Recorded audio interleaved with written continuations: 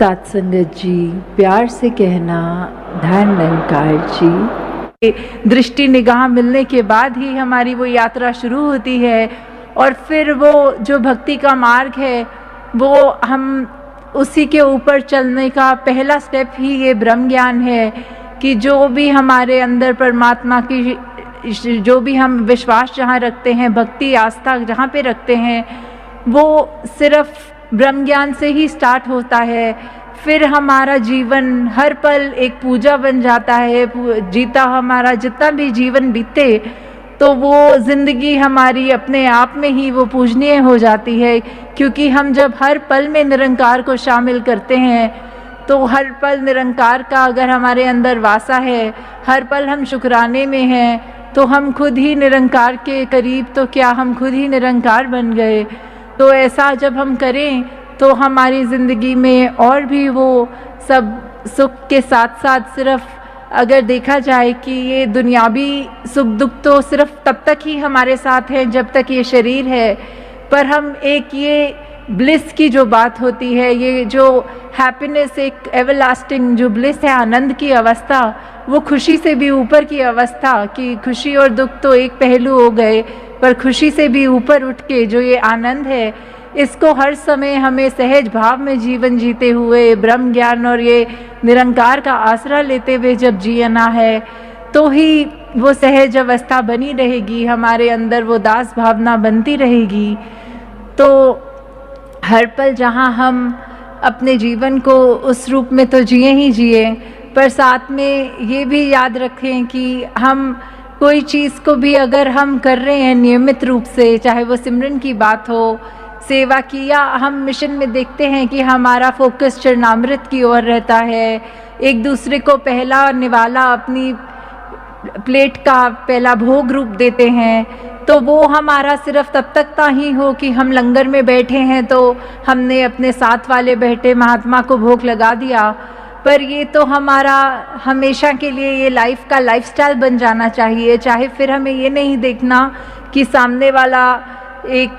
Nirankari mission के अंदर है कि नहीं या कहीं और आस्था रखते हैं, पर वही बात कि हमें सिर्फ अपने नज़रिए पे फोकस करना है, हमें सिर्फ खुद से ये क्लैरिटी रखते हुए कि परमात्मा हर एक में है, तो फिर ऐसे कार्य जब करने हैं तो फिर वो एक रिचुअल नहीं बनते, फिर वो एक सिर्फ ऐसे नहीं बनते कि एक हम ऑटो पायलट में ही करी जा रहे हैं कोई कार्य को, उसके पीछे का भाव भूल गए, या सिर्फ कि एक ये रूटीन बन गई, एक आदत बन गई, तो बस वो चलते चलते हर दिन ऐसा होता है तो वैसा ही होता रहे। तो जब जब हम ये चेतनता अपने अंदर रख के वो एहसास, वो भाव मन में रखेंगे, तभी तक वो सारे कार्य भी हमको उस रूप में हमारे लिए आशीर्वाद बनते रहेंगे। और आज जहाँ ये 90 वर्षों की यात्रा का भी बार बार जिक्र सत्संग में भी सुना, तो अगर सिर्फ ये भी हम देखें कि कैसे बाबा बूटा सिंह जी द्वारा जब ये संत निरंकारी मिशन की उन्होंने जो ये नींव रखी, तो वो समय कैसा होता होगा, इतना वो मुश्किल दौर, वो कितनी डिफ़िकल्टीज़ उस समय रहनी, कोई उस तरह आज तो मॉडर्न डे है, हमें कहीं ट्रैवल भी करना होता है तो इतनी सहूलत होती है, उस समय तो सिर्फ वो पैदल ज़्यादातर या साइकिल का ही रूप होता होगा। कैसे दूर दूर उस समय भी प्रचार करना, जब बहुत ही वो पाबंदियां भी कह लें, या फिर वो दौर इतना मुश्किल कि हर एक के सोच विचार थोड़े अगर अलग होना, वो कष्ट सहते हुए भी उनको ये एक अपने अंदर का ये जज्बा उनका इतना दृढ़, ये डिटर्मिनेशन उनकी कि अगर उन्होंने ये माना कि अगर एक प्यासे को प्यास लगी हो और पानी मिल जाए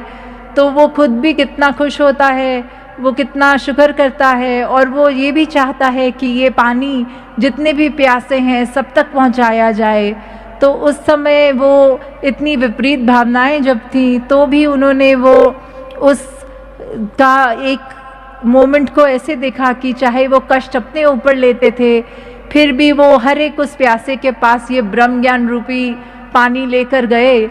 कि वो उस तरह भी हर एक के लिए जीवन सिर्फ उन्होंने यही लगाया कि जहाँ मेरा जीवन संवरा है, जितने भी और संवरा सकें तो सभी तक वो ब्रह्म ज्ञान लेके जाया जा सके। वहीं हम अगर बाबा अवतार सिंह जी की भी बात करते हैं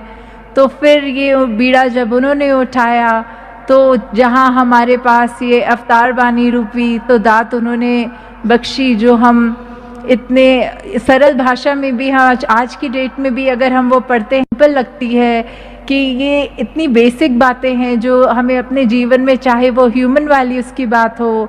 चाहे वो फिर और कोई भी हमारे जीवन का पहलू ऐसे पकड़ लें कि एक एक शब्द जो अवतार बानी का है उसमें ऐसा देखें कि जो हमारे पहलू हैं वो इतने खूबसूरत, इतने रेलेवेंट आज की भी टाइम पे हैं कि हम कैसे ये नहीं कह सकते कि अभी हम अगर वो पढ़ेंगे तो हमें लगेगा एक एक बात हमारे मन की ही उसमें लिखी है।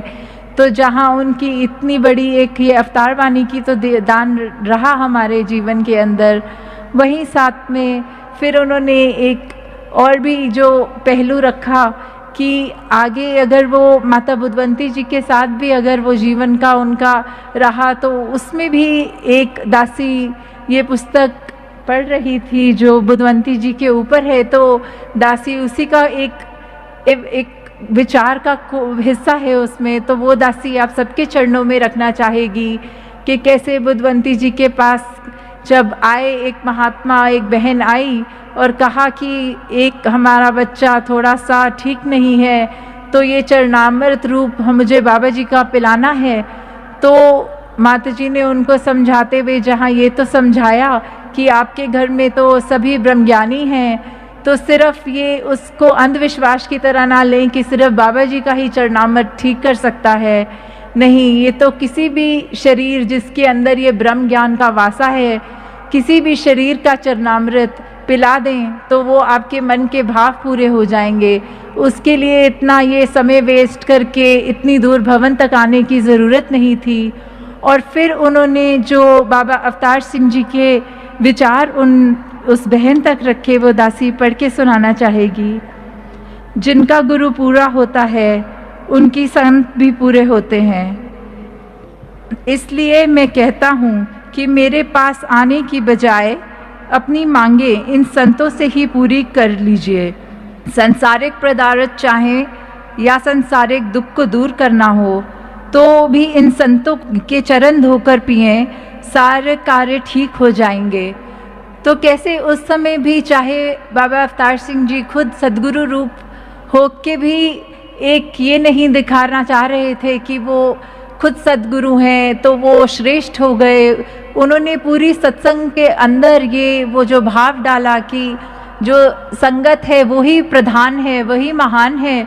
तो उन्होंने अपनी वाली शक्तियाँ भी इस सत्संग के साथ साझी करी। यही कहा कि अगर मेरे शरीर का वो महत्व उतना नहीं है जितना इस सत्संग के एक एक जो भी आते हैं जन उनका है, तो कैसे ये सिर्फ चरणामृत भी बात लें तो सिर्फ श्रद्धा की ही बात है। तो उस ब्रह्मज्ञानी महात्मा का जब पिला लिया जाए तो भी कार्य उतना ही होना है जितना सद्गुरु के शरीर के चरणों का बना चरणामृत हो। तो जहाँ इतनी बड़ी शिक्षा हमें वहाँ इस घटना से भी मिल रही है। आगे दासी अब समय की पाबंदी के कारण और शब्द नहीं यूज़ करना चाहती, बाकी आने वाले दिनों में भी दासी को बहुत मौका मिलेगा, समय मिलेगा आपके चरणों में अपने मन के भाव रखने के लिए। जो अभी इस टाइम लाइव इंटरनेट पे भी देख रहे हैं या किसी कारण वो नहीं भी देख पाए और उनका मन भी था आने का पर नहीं भी आ पाए, तो दातार सभी पे कृपा करे कि यहाँ से हम जो आए हैं वो तो अपनी झोलियाँ एक एक गुण एक ऐसे जो यहाँ एक एक भक्त के मुँह से आज निकले वो हमारे जीवन में ज़रूर आए। और उनको भी जो ये नहीं कर पाए दातार उन पे भी कृपा करे कि ये सारी जो उनका भी ये जो रिश्ता है, ये ज़िंदगी है उनकी भी, वो भी निरंकार के एहसास में रह के और अच्छी स्ट्रॉन्ग और ये रिश्ता स्ट्रॉन्ग आगे से आगे मुकम्मल होता जाए। साथ संगत जी, ध्यान निरंकार जी।